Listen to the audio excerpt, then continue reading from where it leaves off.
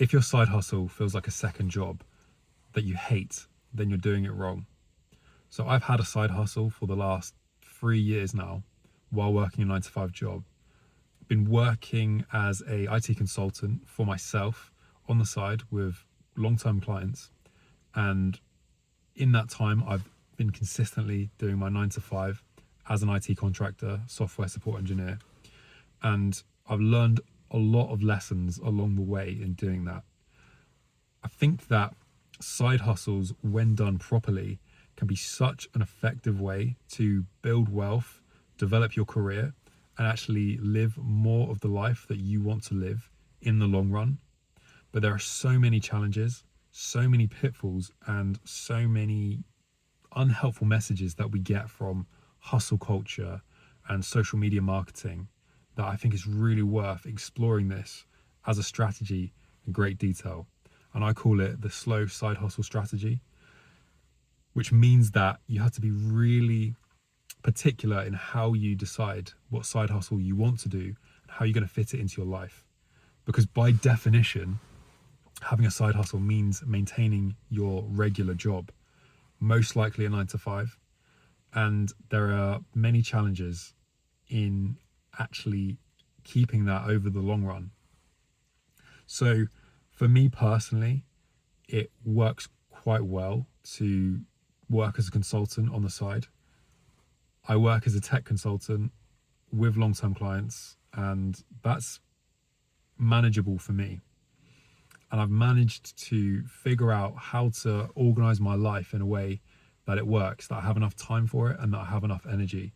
Because I think one of the pitfalls with doing a side hustle is that you really can fall into energy drainage, and it can just be so difficult to maintain it when life gets in the way. So if that side hustle feels way too draining, then it's a sign that something needs to change. And how we approach the side hustle in itself is quite important. So first off, when it comes to having a 9 to 5, it can be really helpful to take elements from your 9 to 5 and leverage them into the side hustle itself. So likely there will be some kind of overlap between what you're doing right now for work and what you want to be doing, the side hustle. Even if you hate your job, there should be elements of that 9 to 5 that you can use or you might enjoy doing that you can then apply to the side hustle. And in that way, you're going to preserve energy and you're going to spend time doing more of what you actually enjoy. Because when it comes to energy management, it's so important to start taking an audit of what gives you energy and what drains you. For me personally, I find talking in these videos and also talking to clients one-to-one actually gives me energy. I really enjoy doing that. And so consulting there works quite well for me. It also means that I have to learn all the time and I also have to do problem solving. But those things come naturally to me anyway. And they're something that I don't feel like I have to put effort into doing, really, because even if I wasn't applying learning, communication and problem solving to my side hustle and my job, I'd be doing them anyway. So to get paid for that actually is a really, really great thing. And I really feel appreciative of that, because that means I'm not like struggling to do the consulting on the side. It's something I actually enjoy doing for the most part. Speaking of elements, obviously there are parts of it that I don't necessarily like, but there are going to be elements of every single job, even dream jobs, that people aren't going to like. That's why it's called work.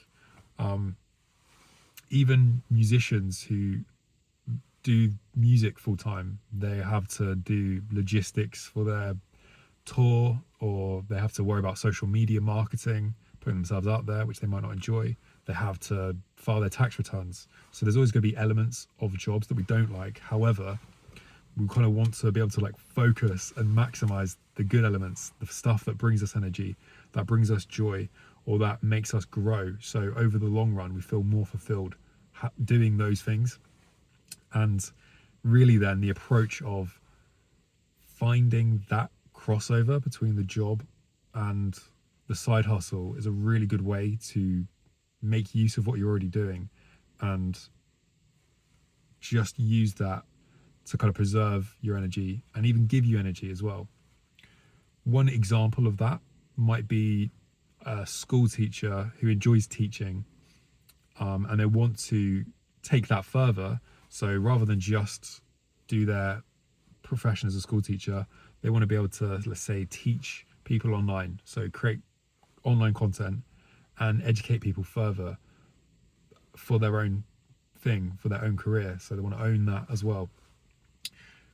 That could be a really good way of using their energy to develop the side hustle and get momentum doing that. But it also depends on the person, because there might be teachers that really enjoy actually standing in front of a class and talking, and it brings them energy. They might be quite extroverted like that, and they enjoy doing that. So it then might not be a big ask for them to do an extra hour, maybe before they start the actual job. Maybe in the morning they film an hour of content each day. That might work for them. Or it might be the opposite, and that teacher might not actually enjoy standing in front of a class all day, and they might be exhausted after it. It might be a bit too tiring, because obviously like speaking all day can be quite tiring and it takes a lot of energy or effort. So therefore, filming every day might not be the right solution for them in creating their content, and they need to be able to manage their energy in a way that will work for them and their lifestyle. So teachers get a lot of holiday, and one way they might be able to manage that is by just batch filming like a whole course or like a whole module of content in like 1 week of like focused effort. And that way they have like, let's say, a whole term's worth of content that they can then post online, and then they'll be able to still have the energy to get in front of class and film every day. But it completely depends on the type of person and whether you're introverted or extroverted, whether you get energy from speaking all day, all the time, or if actually you like to speak a bit, but then you get recharged by doing like research, writing, focusing, quiet time where you're not being bothered or having to interact with people as well. So just really like thinking about your energy and how you could fit the type of side hustle into your life. When it comes to elements of the job, it really, really depends. So for me, going back to my example, doing problem solving and working one-to-one with clients is great. And I do that to an extent in my main job, but my day isn't packed full of meetings. For a manager whose schedule is packed full of meetings and dealing with people problems, the last thing they might want to do as part of their own side hustle is dealing with more people. And then building a product or building a service might be more what they find energizing or recharging. So that's like the element piece of the strategy. But then you've got lifestyle, you've got health, you've got stress management, you've got how do you actually deal with time as well, because time is quite short. So for time management, there is enough time to have a side hustle by definition, but you really need to be effective with the time that you have. You really need to focus. When you're working on the side hustle, you might only have 2 hours in the evening or 2 hours in the morning before the job. And therefore you have to really lock in. No distractions, no social media, and no less urgent tasks. You have to actually focus on the main thing that's going to move your side hustle project forward. It also means using dead time effectively. If you're going to, let's say, a 9 to 5 job and you're commuting to the office every day and you have an hour on the train each way, that's a long time to be commuting, but that could be enough time to do certain types of work. For example, like strategic thinking, creativity, problem solving. You might message clients. You could be writing content ideas for filming that you're going to do. Some YouTube content or video content actually doesn't require that much time invested in hitting record and talking in front of the camera to be able to get the output that you need. However, there's a lot also that goes into it, like editing, research, understanding the client and the problem that you're actually trying to solve for them, marketing, lots of other different things that actually you just need to be able to kind of schedule this stuff into the calendar, make sure that you can actually do it, focus when the time comes to work on it, and just use time effectively in that way. And then the next thing to talk about has to be stress and how to manage everything in a way that you don't overwhelm yourself, or in a way that life doesn't derail your projects or your work. So this is hard, and I think it takes a lot of experimentation. And so I think the key is actually to treat side hustles more as like projects to be worked on and have a really experimental mindset with it. So don't just commit to something long term, but think about projects. How could you spend, say, the next 3 months, block it out in your calendar, working on that project that you've always wanted to work on, that brings you a lot of excitement, but also fear, because fear comes with the territory of doing something impactful. Really like thinking in terms of giving yourself a deadline, doing that thing for just, a short period of time, but committing to it fully and just seeing how it goes, seeing if you get good feedback from people, seeing if people like your product or your service, your content, seeing if there's a demand for what you're trying to do, and seeing if you actually like it and enjoy it. So if you actually like it and enjoy it, that's a very good sign that you can then do it more. But what you also might find is there are things that you really enjoy. There are things that you really enjoy but find incredibly difficult to do, which is normal, because it signals growth. So that's actually a sign that it's something that is very good for you to do, but it's obviously difficult because you're facing this resistance in your body, whatever. And there's also the element of really like, I think it's just all about experimentation and just trying it, right? Doing something, taking action, and actually taking action now. So taking action now with an experimental project and then figuring it out as you go, making sure that you can kind of move things around in your calendar and learn as you go and as you start, and just having conversations with people within your industry, your side hustle area, and making that the project, because you can never plan this stuff perfectly. You can never learn. You can never learn that much until you actually start doing the thing, and just having momentum and having a momentum mindset. So having a project mindset, but also getting momentum and taking small action and making it sustainable. So not doing too much too soon, but small action steps every day towards the side hustle, doing what you can.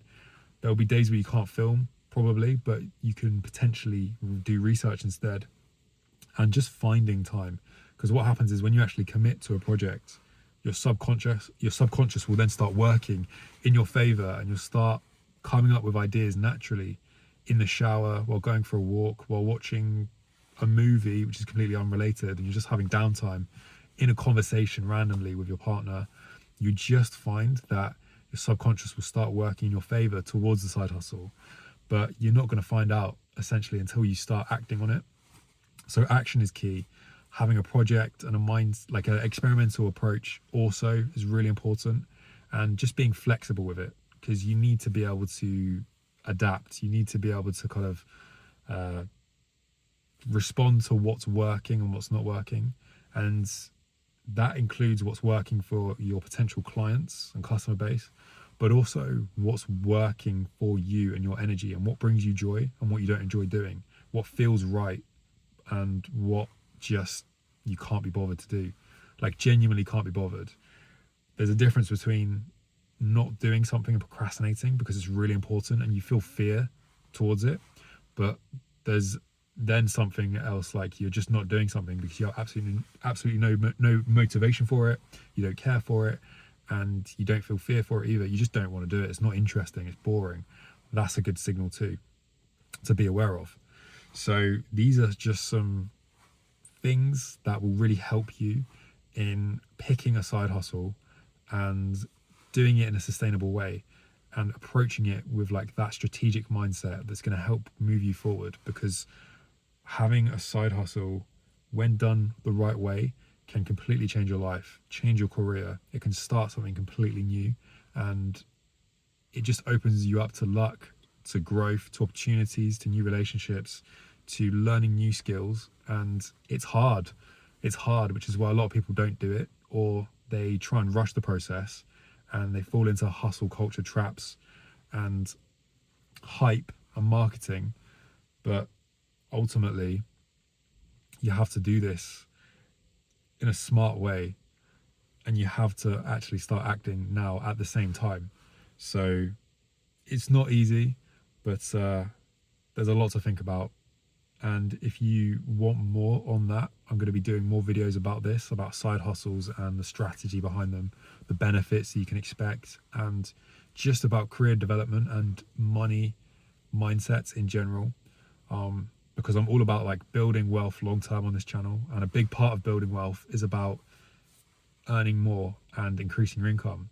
But another big part of building wealth is actually defining what wealth means to you and your values. So I'm going to be doing lots of videos on those topics. Look out for them.